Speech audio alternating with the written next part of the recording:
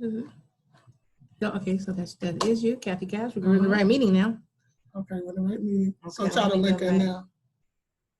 Still sent. There we go. All right, you're good. You're in. Sorry about that. Okay. No, we're in. So two people have entered the waiting room. You just entered, right? Mm-hmm. Okay. We're up and ready to go now, so anybody else shouldn't have to wait. Okay, so now they'll just pop up, Mm-hmm. and then I can start recording? Mm-hmm. Okay. You're actually already recording. I'm already recording. Gotta let me in. It still says you're not in? It says 3 people have entered the waiting room. It says C waiting room. You want to press waiting room? Yes.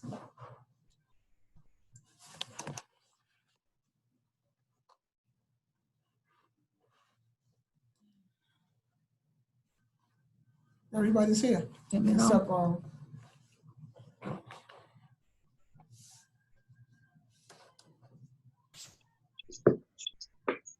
Hello. hello. How are you? How are you? How you doing? Hello, Winfield. This is Cathy. I can hear you. Okay. You see? We're just ensuring the technical stuff right now. Do you want me to mute myself? Please. Not muted. No? I can see him perfectly. Mm-hmm. But he can't hear you. One sec. You can't.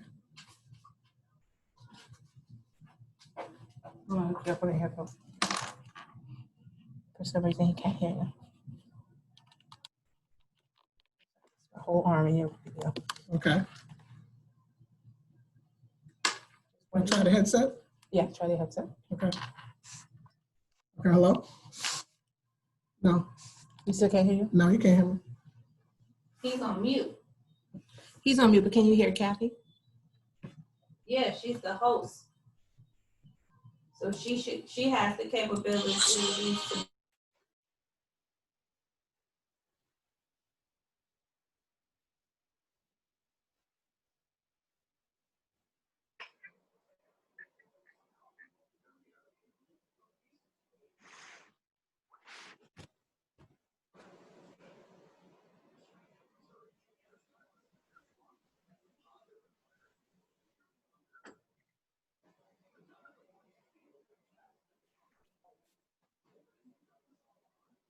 Too. Can you hear Cathy? I can hear her. I can hear her. I mean, I don't know. No, not through here.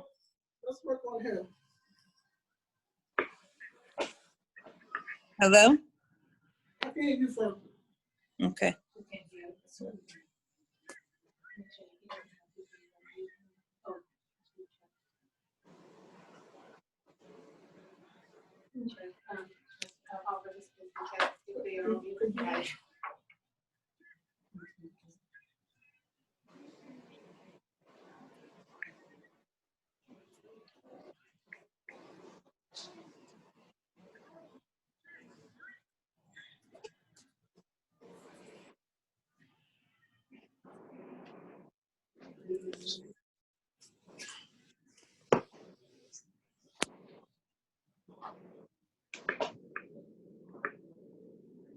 Gary, can you hear me? Okay. I hear you.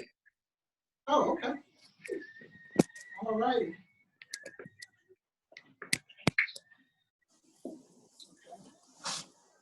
Can you hear me? That's Belinda. Gary, can you hear Belinda? I hear Belinda. Well, I heard. Thank you. I hear Gary. Okay. We got some action. Belinda, this is Gary. Gary, this is Belinda. Nice to meet you, Gary. With you as well. Is there an echo? No? I don't have an echo. Okay, well, I do, but it's okay. Okay, we're gonna get this show started. One thing. Count it down and do an intro.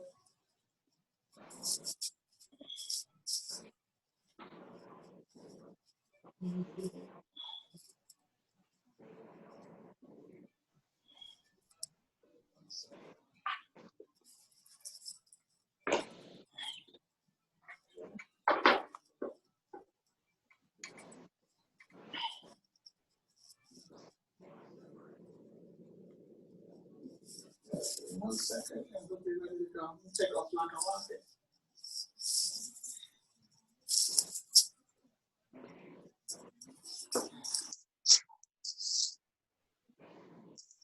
Yes. Thank you very much. The room I is love your really hair. I'm gonna put.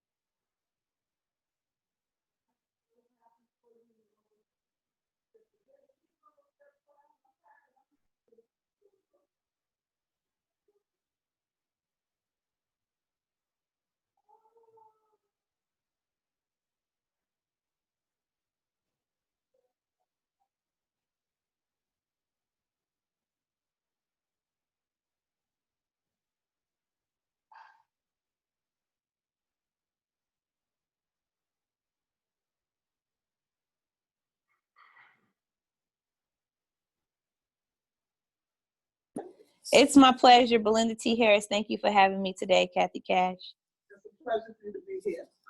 Unfortunately, in these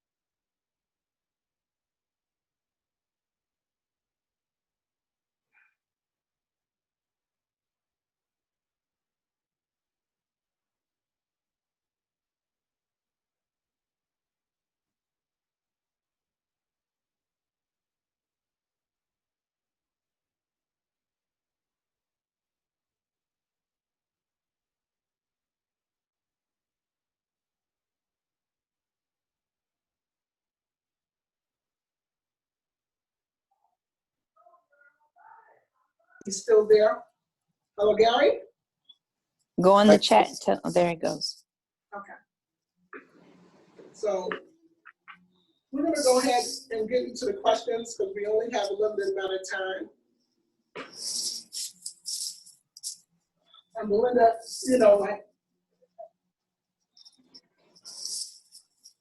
and I have a lot of questions about this. You can just jump in any time.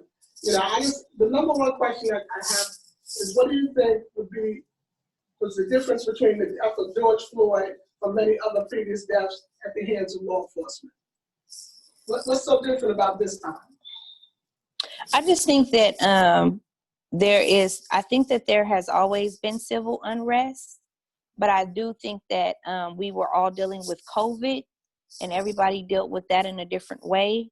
But throughout the nation, you've seen the quarantines, people having to be home, not going to work, the children not at school. So I think that it gave the opportunity for people to get more educated and aware of current events that are going on.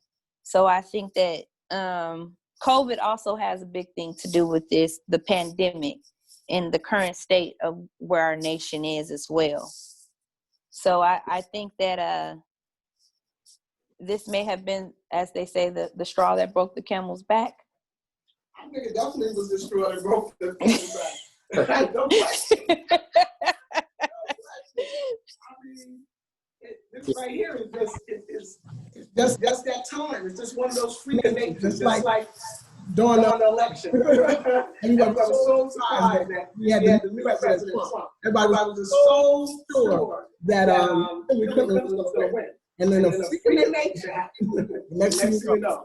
Well, I think that's why COVID is so important in this situation, is because I think that even then people, we all get caught up in our everyday lives and our everyday routines and becoming busy. And even when you're on social media, a lot of times you are exposed to people who are like-minded or giving you the same information that you already have. So I think that due to the pandemic, people had to be creative on the things that they sought out or looked for and things of that nature. I also think that while I think COVID was very much responsible for this, I also think that it took away from the distractions, as was just indicated. But I also think the nation was watching the government fail on COVID and fail in a very particular way, right? It was failing for the very same communities where police have failed on this issue, right? And so I think in a way we were actually primed for the kind of response that you see.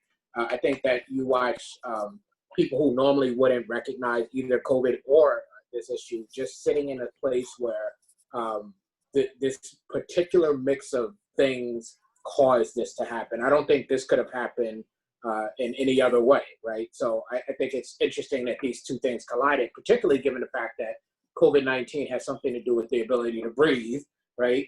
And this incident with George Floyd is an incident where the compression was on the neck and he couldn't breathe. Additionally, too, to piggyback off of it, a lot of people are still not working. And not saying that they're outside with the civil unrest and the protesting because they're bored, but a lot of people are not working. They're not anxious about getting up and going to work and things of that nature, so they have a little more time. They have a lot more time. It looks like they have a lot more time. They have time to protest now, and they have time to open up their eyes for things that have been going on for a very long time. I would agree with that. And also the younger generation too, right? A lot of the high school and all of the schools, basically, whether you were in kindergarten or getting your PhD, graduations were canceled.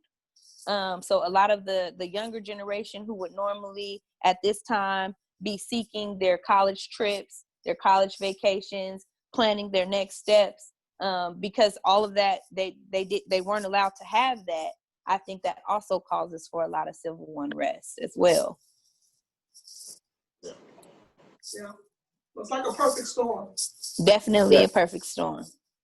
Looks like God's storm to me. Well, folks, I have a series of questions. I'm gonna try to zoom through them.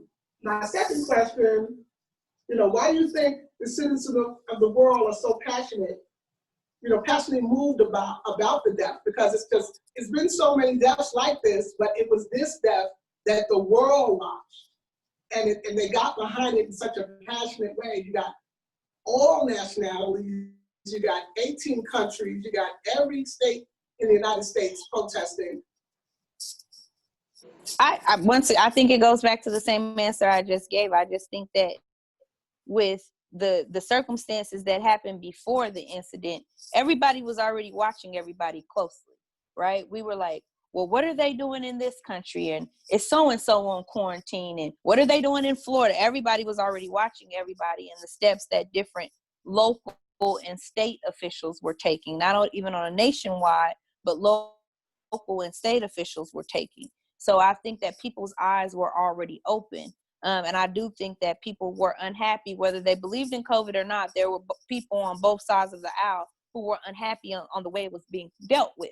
And they were also unhappy with the economics of it and a great concern and worry. So I think it's just the perfect storm. I think that it's a totality of the circumstances, as we say in my job. Senator Winfield. Yeah, I think that's all true, but I also think it's something about the way that this happened, right? So the amount of time you watched him with his knee on this individual's neck, the way that his posture was with the hand in the pocket, seeming to look almost into the camera as if to be defiant, to have him on the ground the way you might have just regular game. I think all of that is offensive to people in a way that I think all of these things should be offensive.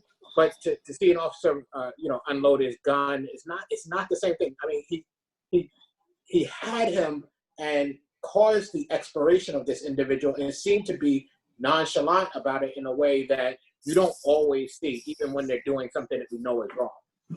Yeah, a lot of these things are not recorded, and a lot of these things and these incidents happen in the evening.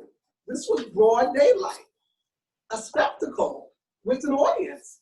It's a lot of different dynamics. I can understand that.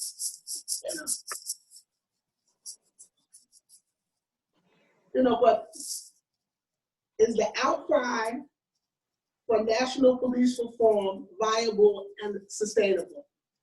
What I mean by that is this going to fade away? I think, I'll jump in. I think that that question is to be answered by each location where people are, right? So, but I have been active as an activist for 28 years now, and I've seen all kinds of things. And I'll take you back to, I know it's not the same subject, but just to the way that people perceive themselves in the moment. Take you back to Occupy Wall Street. I remember when Occupy Wall Street was a thing. I remember going down to Wall Street, and I was, 10, 12 years in activism at that point. And I remember people telling me, we're never going home. We're going to stay here till things change. It's not happening. And they stayed there for a long time. And the people at the very end of Occupy Wall Street stayed there way longer than any of us probably remember, but they're not there right now. Things have gone back. I remember other protests where people said similar things.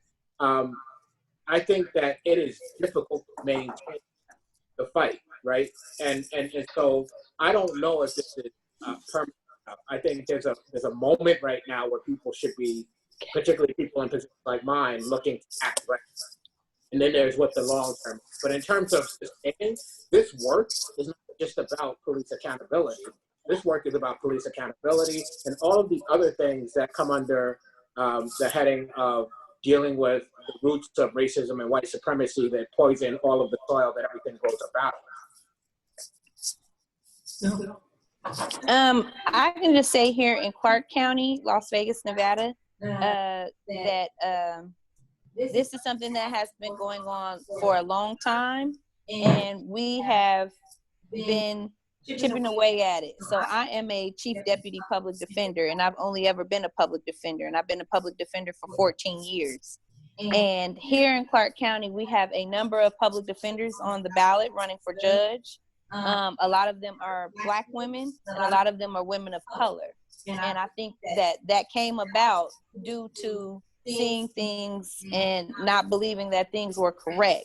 And so I do think that change is happening. It's just maybe not, as I said, I got my two friends, John Pirro and William McCurdy, combined, the three of us, is that, you know, we're no longer hashtagging, we're now planning. So we are protesting in the streets and taking the political seats. So we are switching it up in a sense of there are activists and protesting, but we are also making systematic changes by putting our names on ballots. Well, to Senator Winfield's credit, I mean, New Haven, Connecticut is a shining example of the way it should be. I've heard nothing but good things about New Haven, Connecticut, and racial relationships. You know, how have you been able over the years to cultivate that? So my perspective is different than probably most people's about where we are. I think most people do look at Connecticut as leading on many issues in the criminal justice sphere. I'm one of those people who is about if we're not whole, we're not whole, right? So from my perspective, we're not there yet. But how we've gotten here, because people have chosen to do the work and not. I'm not concerned about. I should be probably, but I'm not concerned as much about the next election as maybe I ought to be. I've engaged in direct battle with police unions. I've engaged in direct battles with some of the people who are my allies, and have been willing to put my political capital up. And so that's how we've been able to do several of the pieces of reform we did. We did a significant bill in 2015 and a significant bill last year. And I'm currently engaged in a battle with some people in my own party to do a bill right now. And I think that's how you make progress. People willing to not just sit in the office, but to use the fact that they are in the office to move policy. That leads me to my next question. What type of laws can be put into place to basically stop this? What kind of laws can be put in place to protect our citizens from over-policing and police brutality? I'll let the senator answer that one. Yeah. So we've done a lot of stuff. I will say that back in 2015, we did a bill that started outfitting our police with body cameras that called for separate prosecutors from the prosecutorial district. That said that if an officer was being investigated and she or he, sometimes what they do is they'll leave their district and go somewhere else. They can't do that, and if they do that, they can't be hired in the state of Connecticut, and on and on. And then in 2019, we expanded upon the separate prosecutor to go to the chief state's prosecutor, also being able to take over those investigations. We took those body cameras and the footage that would be in the body cameras and forced them to be released within 48 hours of the officer reviewing it, or 96 hours period. So that has upset some police in my state. And we've stopped police from shooting at cars. And we also passed the first prosecutorial transparency bill in the nation, where all of the information that you can't get out of prosecutors is now public information. So that's why people say we've done a lot here. And it is true, we've done a lot. But I still think we have a lot more to do. Because I think, and I'm coming off script here, but I think that your city will probably be looked at very closely as what are they doing that we're not doing. So be ready for your phone to start to ring. More than we already have. What changes can we implement in regards to training and diversity in the police department? I'm gonna let the senator. These are all policy questions, so I'm gonna let him jump all over that. Look, I think there's a couple of ways of looking at training. There is looking at whether or not we have training on implicit bias, training on the history of police, which actually has impact, and other forms of training. And then there's looking at who does the training, right? So is it a question of the training is bad or good because it exists or doesn't exist, or is it that you have the training but officer who we all like in the force is doing the training, but they're not actually qualified to do the training? You see that in place, right? And so the effectiveness of the training has something to do with the trainer as well. And so the call here in Connecticut is for more hours, more types of training, and that's one thing. But I also think wherever we look at this across the country, we should be making sure that the people doing implicit bias training, for instance, actually know what the heck they're doing. They actually have been trained to do this. They actually are certified to do this. And so I think it can make a difference, but it matters who's doing the training. That's one point.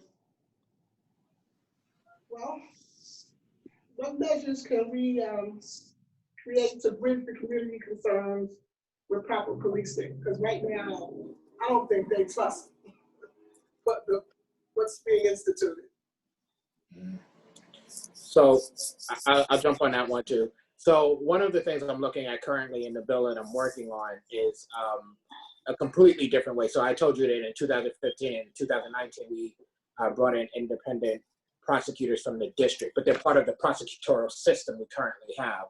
I'm looking at potentially creating an inspector general that's not connected to the system we have, and making it so that complaints automatically would go to the inspector general, right? So it bypasses the normal structure we already have, and there's no way to peek into that if you are the current police, the police as they currently are constituted. That doesn't initially give anybody necessarily a feeling that things are better, but what it does say is we are looking to do things differently. And if it actually means that prosecutions actually happen when they're supposed to, I think the public would begin to give some of its trust to that system. So Linda, do you have anything to add to that? No, I think that all these things are very brilliant, because we're not doing that here in Nevada as of yet. So I'm actually learning and listening on this. These are all policy. I don't do policy. I just do law. So this is very enlightening for me as well. Like the policies and the laws will have to work together on this. Well, that's what happens if you have good policymakers and you have the correct people to enforce and make sure that it's followed. That's where the law happens at. So once the policy becomes the law and you have the correct enforcers, that's where it happens at. But first you have to make sure that you have the proper policy and lawmakers in place. Well, I have a few more questions. We have some time left and we'll get to them. How do you think racism has played a part with these unjustified shootings? I have to even laugh at that question myself. I mean, think. If we're having a real conversation, policing is what it is because of racism and white supremacy. Right. Whether you're talking, its roots are in the system that this country was built on. Its roots are in slavery, right? With the slave catcher, and when we went to black codes, the reasons why we operated the way we did, and policing today would like to credit itself as wholly different than that. But the problem is that it's not. And so how does racism play into it? I think we often think about the individual officer, but the culture has found its birth inside of the system, which is why I say it's part of the training. The history of policing has to be a part of the training so that officers actually understand why their culture is what it is. And then we do that implicit bias training, some other trainings to break that down. And if we have punishments as well, then like there's a like you know where you've been, you understand what you should understand about interacting with people, and you know there's a punishment. Those things together work, but you can't do just one part of this because it just doesn't work. Mhm. Because this question is really for the people that are in denial, because I had a follow-up question, and basically, what do you say to those people in the community or government that don't think that there's systemic racism or systemic problem, that the critics that they think that these shootings are just casualties of policing in crime-infested neighborhoods?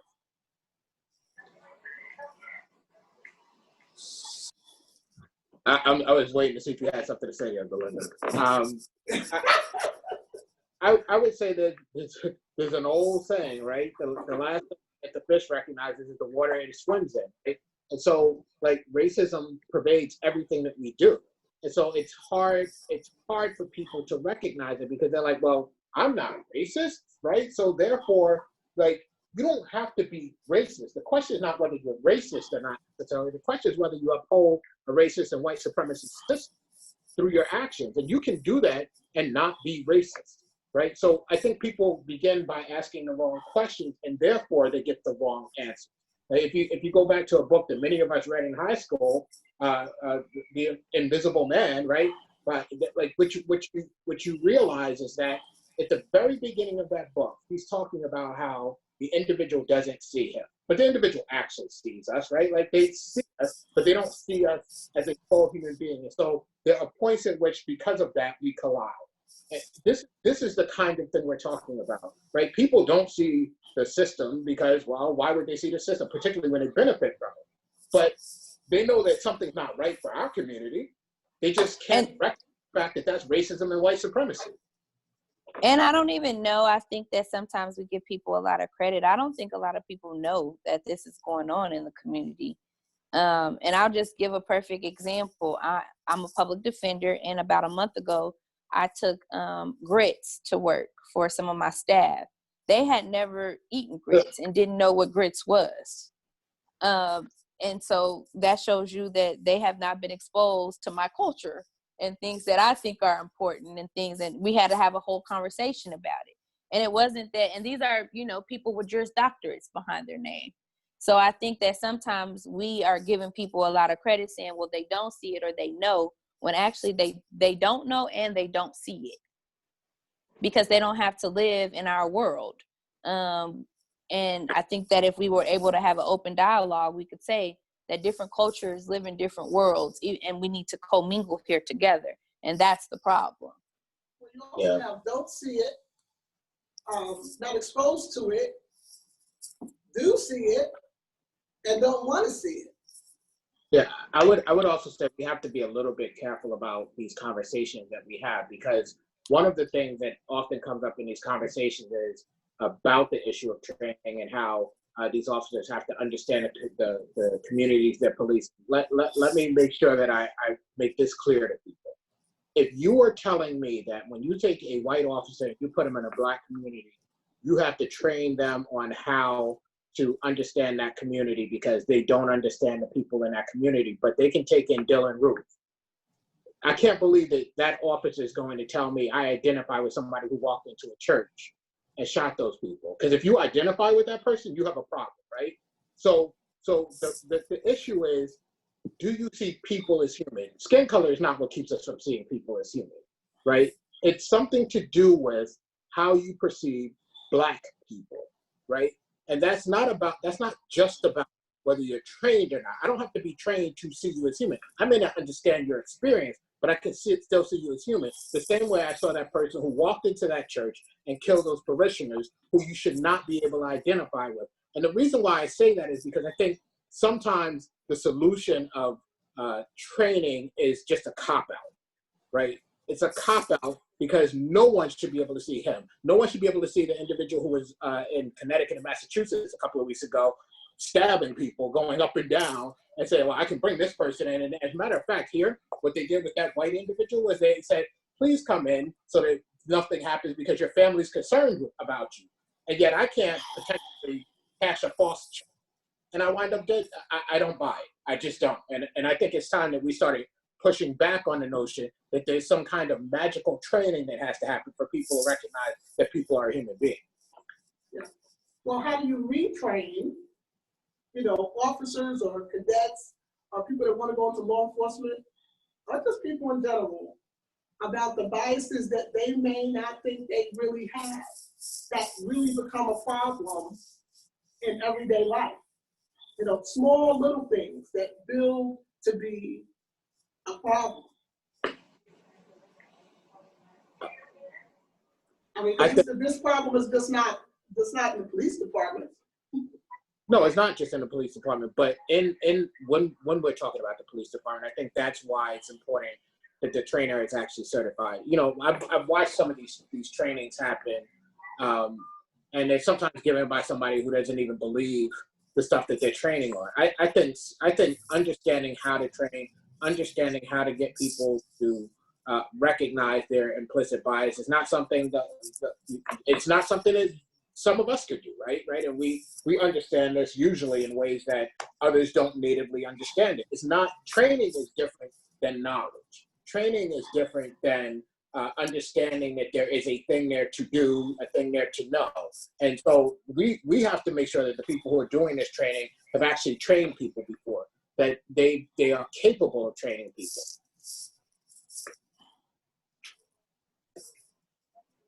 Well, coming down to my final question, and this one's a big one. How do we heal and move forward from the death of our brother George Floyd? I think we keep being reactive, and while being reactive, continue to be proactive, which is making sure that we're voting, educating ourselves, making sure that we have good policymakers to get some good laws on the books, making sure that we have the correct judges, the correct prosecutors and public defenders, and people in place to, for the accountability piece of it. I think a big part of it is that they feel like this happens and people feel like, oh, this is okay, nothing's going to happen to these individuals. So I think that we continue to be reactive and outraged about it, but also be proactive in school, educating yourself and voting. Yeah, I think that people often think we've healed when we haven't. We've moved on, but we haven't healed. And I think the way that healing can begin is when these issues are addressed. And when these issues are addressed in such a way that they actually address the root. Because I don't talk about roots. There's one root. It's racism, or you can talk about white supremacy, whichever one you want to talk about. But that's the root. And that means that, yes, we have to do policy directly on the issue of police accountability, but we have to go back and chop down the root that is at the foundation of this society. And you see it in issues of housing. You see it in issues of education. You want healing? That's what it is. Because the reaction comes from the fact that people haven't been heard in terms of policy at any level when you're talking about Black and brown communities. And even if you look at people who seem to have made it, they still have to experience what it is to walk through this world in that Black skin. They have to experience what it is to be a person who's driving along the highway and pulled over, right? There's no special license plate that says, but I'm a special Black person, right? So like, if you want healing, those things must be addressed. Otherwise, what we're doing is moving on, but you still have the possibility of an inflection point where you have an explosion. And this was the explosion. This was the perfect storm. I'm getting to my final question, but before I go there, I think what's so tough for people to take, again, is that this was in broad daylight with witnesses, 17-year-old Miss Frazier. If it wasn't for her, we would not have the evidence. It would just have been another story, possibly. And I think that people's outrage is because everything that we were told that this happens, they saw. And even with the young lady in Central Park, we were told, or they were told, that this happens, particularly to Black males. But now we saw it in HD. They're able to share it and able to conversate worldwide. I think that has to add to it.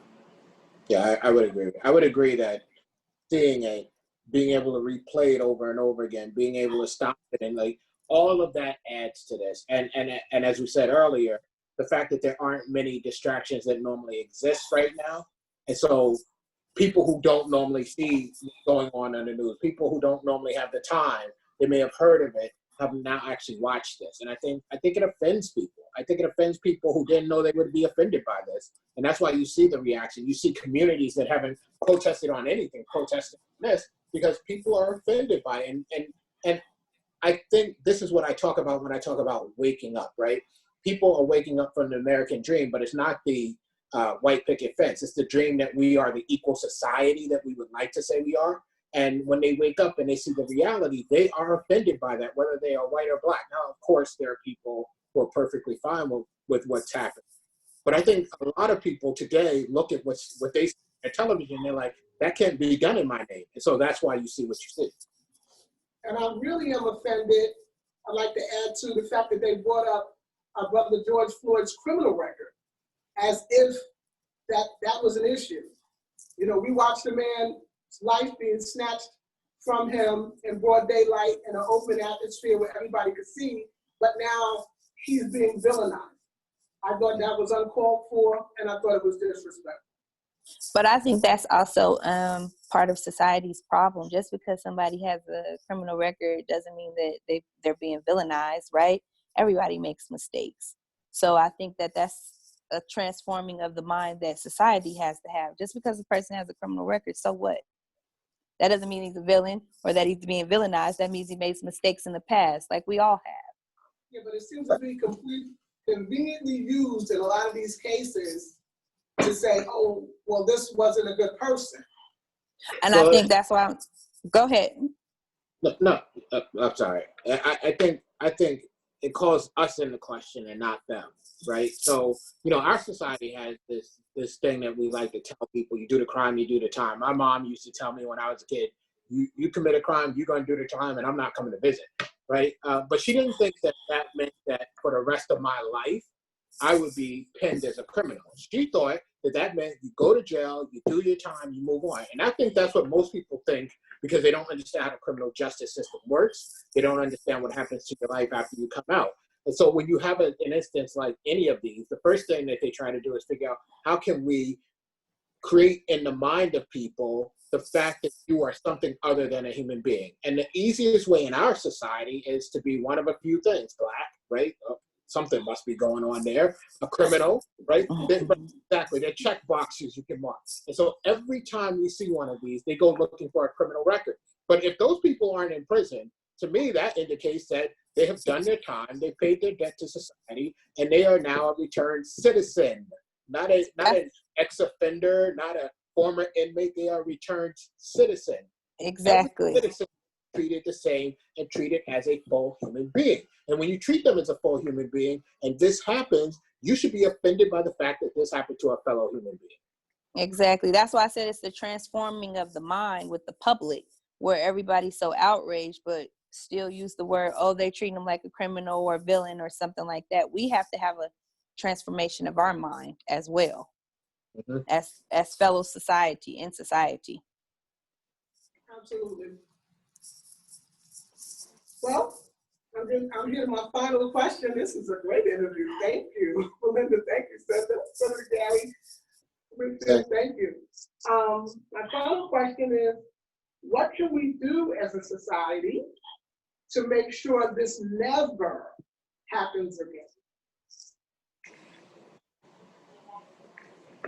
I don't know that we can make sure this never happens. I think we can create a context in which if it happens, people have a reasonable belief that the outcome will be the outcome that it should be, that the right people will be investigated, that the investigation will be fair, that if it warrants a prosecution, that a prosecution will happen, that Black people at some point in this country won't look at it and go, yeah, okay, not going to happen, right? I think those are things we can do. It would be wonderful if we can make sure these things never happened again. And I think you can reduce it by making sure that there are prosecutions because people think about consequences. But I think the most important thing is that people get to the point, because we've changed policy, where they can actually have trust in the system. I'm in the system. I create policy and I don't trust the system. If that's the case, then who is going to trust the system that looks like me? I appreciate your honesty. Belinda. I'm the same way. That's why I'm a public defender. Well, folks, thank you. I mean, if you have anything to add, this was such an important and highly anticipated show.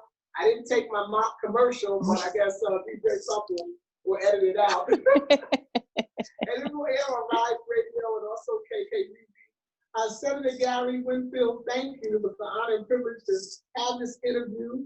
And I think anyone that's listening has come out of it more enlightened and more hopeful than before. So I know I have. Thank you for having me. I enjoyed it. Thank you. Me as well. Folks, that wraps up the Cathy Cash Show. This was our first show of a series called Enough is Enough. And the second show will be June 17th.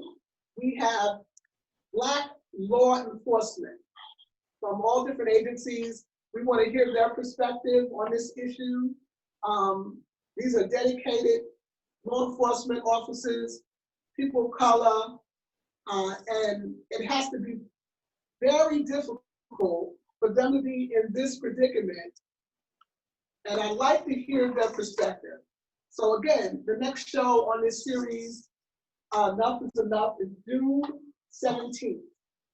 And I will be putting out the advertisement for that. I'd like to thank my guests. Thank you, Belinda Harris. She is here, a public defender here in Clark County in Las Vegas, Nevada. And thank you so much to the Senator Gary Winfield of New Haven, Connecticut. Thank you. God bless you guys. You too.